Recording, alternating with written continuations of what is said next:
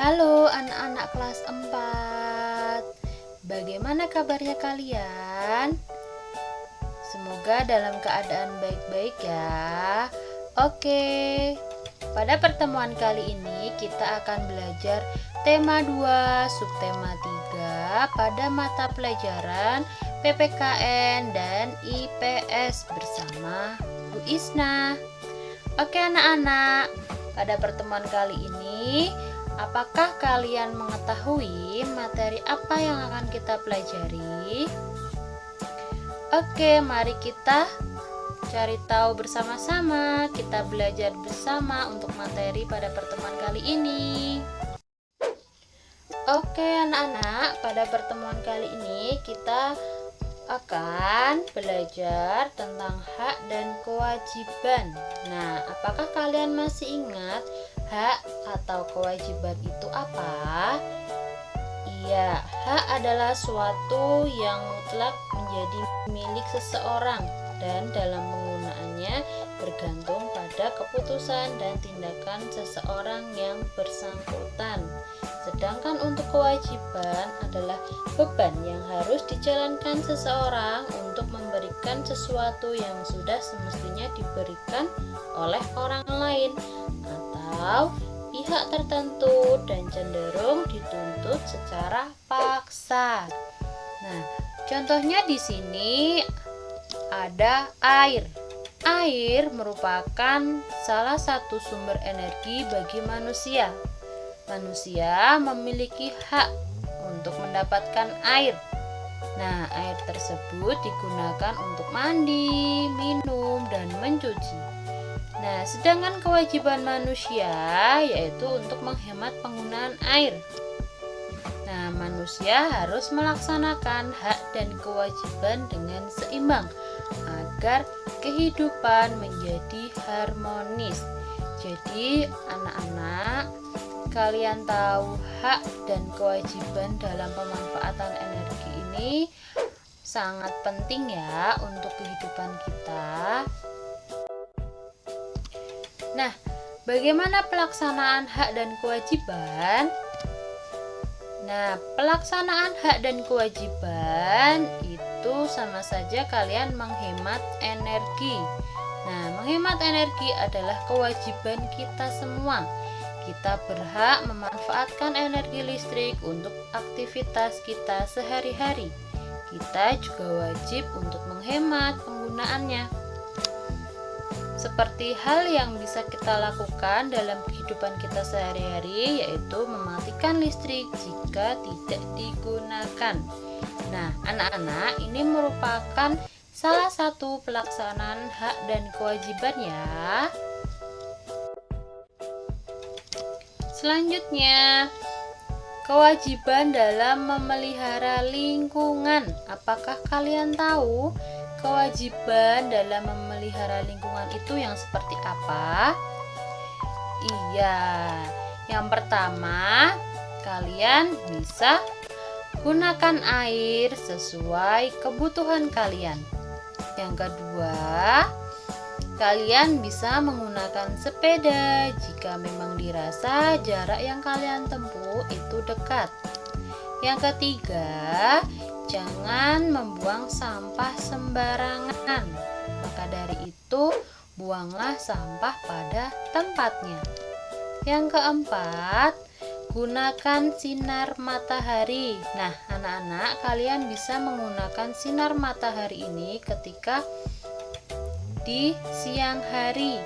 Jadi, tidak perlu kalian menyalakan lampu karena ketika siang hari, ruangan yang gelap itu akan disinari oleh matahari. Dan yang terakhir adalah mengurangi penggunaan energi. Jadi kalian bisa menggunakan energi yang sebaik-baiknya. Dan ketika energi tersebut sudah tidak digunakan, kalian bisa mematikan atau mencabut colokan yang kalian gunakan pada alat tersebut.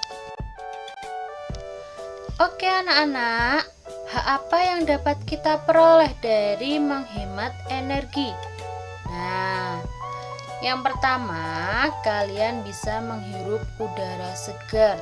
Yang kedua, mendapatkan tubuh yang sehat. Yang ketiga, kalian juga bisa memanfaatkan sumber daya alam. Dan yang terakhir, kalian bisa menggunakan air bersih. Nah, anak-anak, contoh dari hak dan kewajiban pemanfaatan energi, salah satunya adalah kita bisa menggunakan sumber daya alam. Nah, coba kalian perhatikan, di situ ada gambar sebuah pohon ya, yang ada bijinya. Mari kita cari tahu bersama-sama. Pohon apa itu? Oke anak-anak, mari kita cari tahu tanaman apa yang sudah kita lihat sebelumnya. Iya benar, tanaman jarak. Apakah kalian mengetahui tanaman jarak itu apa? Ya, jarak atau tanaman jarak adalah tumbuhan liar setahun dan biasa terdapat di hutan, tanah kosong, dan di daerah pantai. Tetapi sering juga dikembangbiakan dalam perkebunan.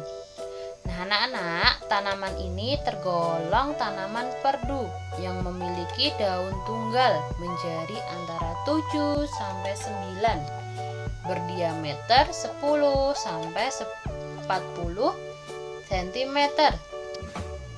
Nah, tanaman jarak dikenal sebagai sumber energi alternatif biodiesel. Kalian ketahui bahwa biodiesel itu adalah sumber energi alternatif yang dihasilkan dari biji. Nah, dapat kita ketahui pada tanaman jarak ini terdapat biji yang nantinya bisa diolah menjadi minyak jarak. Nah, tanaman jarak banyak tumbuh di daerah tropis seperti Indonesia. Keunggulan dari tanaman jarak ini mudah untuk dibudidayakan. Oke anak-anak, apakah kalian mengetahui manfaat dari tanaman jarak? Iya, benar ya. Nah, yang pertama, daunnya bisa dijadikan sebagai obat tradisional. Yang kedua, getahnya untuk obat sakit gigi dan mainan gelembung balon. Yang ketiga, bijinya sebagai pengganti bahan bakar minyak bumi. Yang keempat, bijinya sebagai minyak rambut. Yang kelima, bijinya sebagai minyak pijat. Dan yang terakhir, batangnya bisa digunakan untuk kayu bakar. Jadi banyak sekali ya manfaat dari tanaman jarak tersebut. Oke anak-anak, di sini Bu Isna akan sedikit menjelaskan bagaimana caranya membuat minyak jarak. Nah, pengelolaan minyak jarak ini cukup sederhana. Yang pertama, kalian bisa menjemur biji jarak selama 2 hari. Yang kedua, pecahkan biji jarak untuk memisahkan dari kulitnya. Yang ketiga, giling biji jarak tersebut. Setelah itu peras hingga keluar minyak jaraknya.